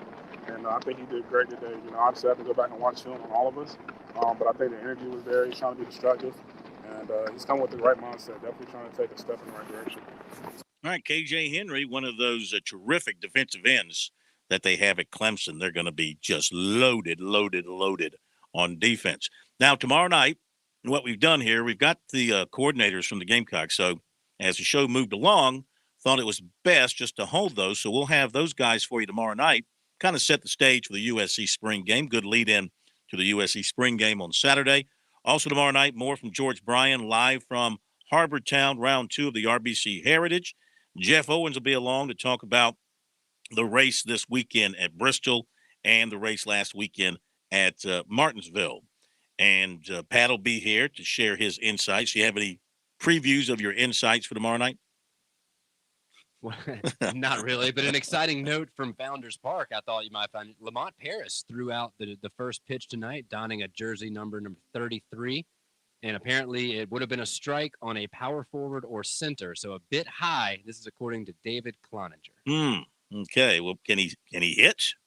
Because they need somebody that can hit because they're getting plastered right now. 5-0. Bottom of the third. The Gamecocks have just a couple of hits. And so far, those hits are from Seitler, who's warming up, and Burgess. They've got the hits. Both of them, and it appears they were singles. Aiden Hunter, they need him to eat up some innings. He's gone through 3. He's given up 6 hits, 5 earned runs. He has walked 2, hit a batter, and struck out 4. So not a great start for him. But you're playing a quality team. But Ole Miss is only 4-8 in SEC play coming into this game. And they've been highly ranked, but they have slipped a little bit here of late. They're trying to righten the ship against the Gamecocks, trying to get healthy against USC. But you look at what they have done. They're 20-12, and they have lost, looks like 5 of their last 7. They beat Murray State the other night, but they were swept by Alabama. And Alabama's not a good team. They were swept by Alabama last weekend. Then they previously lost to Southern Miss before that. They did take 2 out of 3 at Kentucky, so that was a high point for them. But they were swept in their previous SEC series by Tennessee. They did win a series against Auburn. So they've kind of cooled off here of late, and they have slid down the rankings. They sure have, but Corn, just the SEC. I mean, now we talk about the SEC dominance in football, basketball, baseball. Defending national champion Mississippi State sits in dead last place in the SEC West, tied with Ole Miss at 4-8, but Ole Miss has the tiebreak over them, and they're the defending national champ. And as for tomorrow night, we'll be calling in Smitty from the bullpen. That'll be exciting. We'll have the audio you mentioned, And then also for our callers, we'd love to hear from you. We'd like to have you guys help us take a direction of what time we have on the show tomorrow when we're not going to be playing this audio or having George Bryan and our other scheduled guests. So please feel free, call us in, give us your thoughts. It'll be a corn-free Friday, Corn-free. KFF, and we'll let you guys help drive the show. Andy will call in. One final note, I checked with Rudy Williams today, the 6'2 transfer from Coastal. He is interested in South Carolina, has not taken any visits, does not have any planned. He's also hearing from UConn, Oregon State, Georgia, Georgetown, Florida, Wichita State, Cal, Xavier, Butler, Oklahoma State, George Mason, BYU, San Diego State, Pitt, Memphis, and Ohio State. Have a great holiday weekend. Be sure to be with the guys tomorrow. Thank you so much for being with us tonight. Have a great night. From Sports Talk